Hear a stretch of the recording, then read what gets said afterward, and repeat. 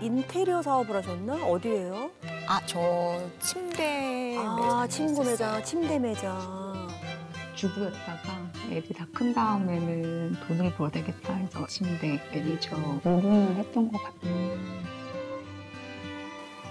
안녕하세요. 저희 침대 보러 왔거든요. 어서 오세요. 안녕하세요. 허리 디스크가 있어서 좀 딱딱하면 안 되거든요. 아, 그러세요? 그러면 허리가 좀 안 좋으시면 이것도 괜찮아요. 한번 만져보세요. 허리 아프신 분들이 실제로 많이 사용하시는 베드예요. 특히 더 당시 침대 매장 매니저로 손님 안내와 응대가 주 업무였던 정순숙 씨. 그냥 옷을 파는 게 아니기 때문에 설명을 계속 많이 해야 돼서 만약에 계약까지 하면 1시간 반 이상 걸려요. 말도 많이 하고 기력도 많이 빠지고. 한 손님당 1시간 반 정도. 그러면 에너지가 맞아요. 약간 기도 빨리겠네요. 미리 다 정보를 갖고 올 텐데도 그래요? 근데 이제 설명하는 게 굉장히 많아요. 바쁜 일상 중 평소와 다름없던 어느 날. 오늘 왜 이렇게 힘들지? 조금만 움직이고 일을 해도 유독 쉽게 피곤함을 느끼던 때가 있었답니다. 매니저님, 요즘 어디 아파요? 다크서클이 좀 생겼는데. 그래요? 가린다고 가렸는데 요새 되게 피곤하네. 괜찮아지겠지 뭐.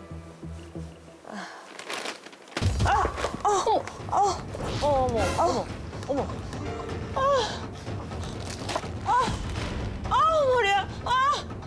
어머, 괜찮아요, 매니저님? 왜 그래? 저는 꿈을 꾸는 줄 알았어요.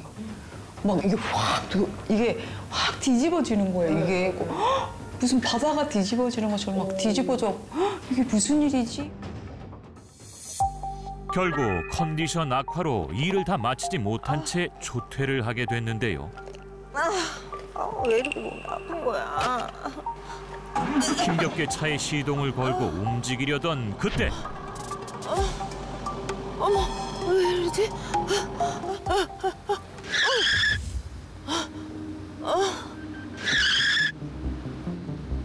이유 없이 연신 브레이크를 밟습니다. 어지러워. 어머, 가야지. 너무 무서웠겠다. 극심한 어지럼증 때문에 운전이 위험했던 상황. 차가 이렇게 서 있는데 이제는 신호등에 걸려서 서 있는데 너무 놀란 게 옆차가 뒤로 가는 거예요. 너무 놀라고 내가 뭘 밟았나? 그러고 이게 나가는 느낌 들어갖고 브레이크를 이미 벌써 밟고 있는데 그래갖고 사이드 채우고 그다음에 이거 껐어요. 너무 왜냐면 사고 날까 봐. 병원 가서 어쨌든 이거는 이제 이석증이다 하면서. 그 전에 전조 증상도 없었어요? 어지러움의 전조 증상? 그냥 피곤한 거 정도? 약간 살짝 어지러운 건데 그냥 다 뭐든지 그런 줄 알았어요. 서서히 피곤에 찌들던 일상. 이후 갑자기 찾아온 이석증. 하지만 그것이 질병의 시작이었습니다. 전정성 신경염도 걸려봤고 그다음에 부정맥도 걸려봤고 스트레스나 뭐 이렇게 좀 많이 쉬어야 된다 그렇게 얘기하고. 급기야 사직서를 쓰시니까 직장을 그만두셨군요. 예. 건강 악화로 인해 오래 다니던 직장까지 그만둘 수밖에 없었다는데요. 그리고 몇 년 후. 언니 수영 진짜 잘한다. 에이, 이 정도는 연습하면 누구나 돼. 오늘 이퀄라이징이 너무 잘 됐던 것 같아. 난 아직도 어렵고 무서운데 언니는 진짜 물 만난 고기가 따로 없더라? 정말 한 가지씩 배우는 게 너무 재밌어. 퇴사 후 운동 삼아 시작한 프리다이빙. 선수까지 되며 제2의 인생을 시작한 순숙 씨. 프로다이빙 하신 선수예요? 국가대표. 국가대표요. 저 지금 국가대표 프리다이빙 선수로 지금 활동하고 있어요. 그래갖고 아시아 대회 그러네요. 1위를 하셨다고 합니다. 궁금증은 더 해만 가는데. 프리다이빙 덕분에 건강을 되찾으며 일상에 활력을 더해줬지만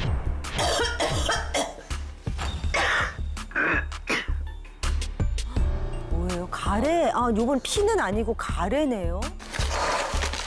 되게 오래 먹지 않았어, 약? 약간의 문제가 있었습니다. 잔기침이 떨어지지 않는다는 것이었죠. 약 다 먹었네. 병원 가야겠네. 평소처럼 기침약을 처방받기 위해 찾은 병원.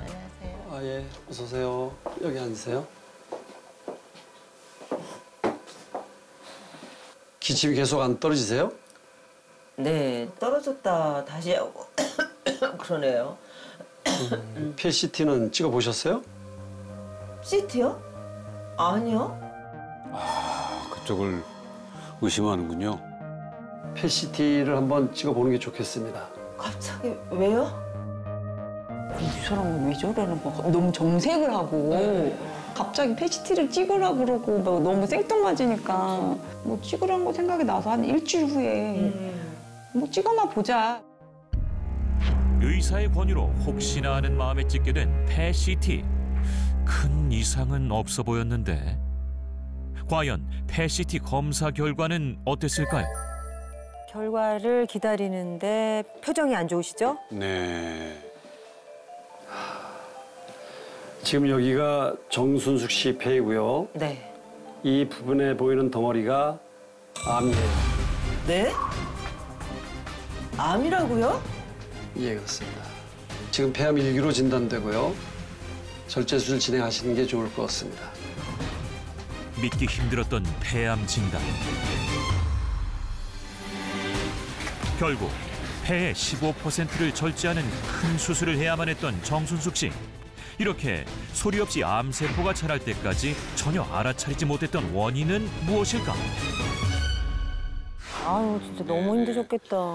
정순숙 씨에게 찾아왔던 암의 정체는 뭐 보신 대로 폐암이었습니다.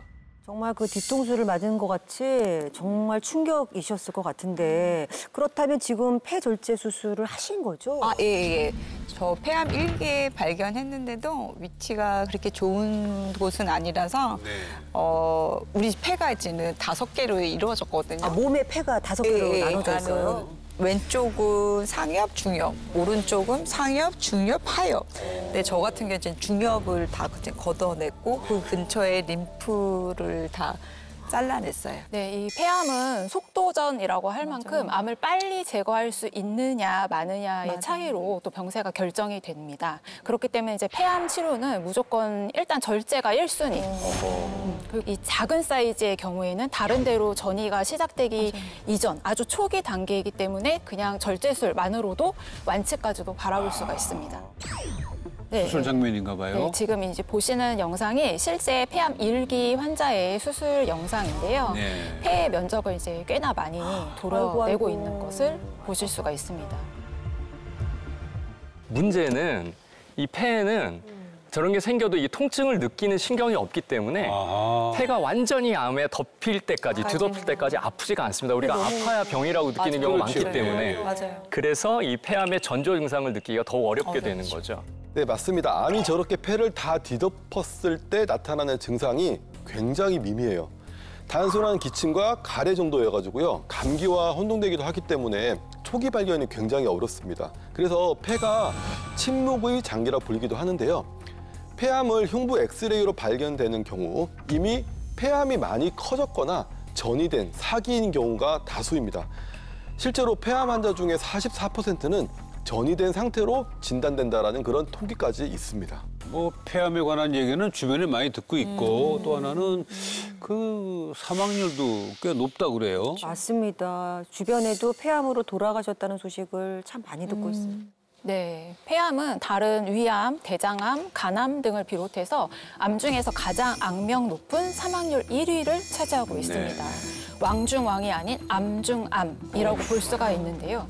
폐암이 더 무서운 것은 진단 후 3년 이내의 사망률이 67.3%, 그리고 5년 이내의 사망률이 77.4%에 달할 정도라는 것입니다.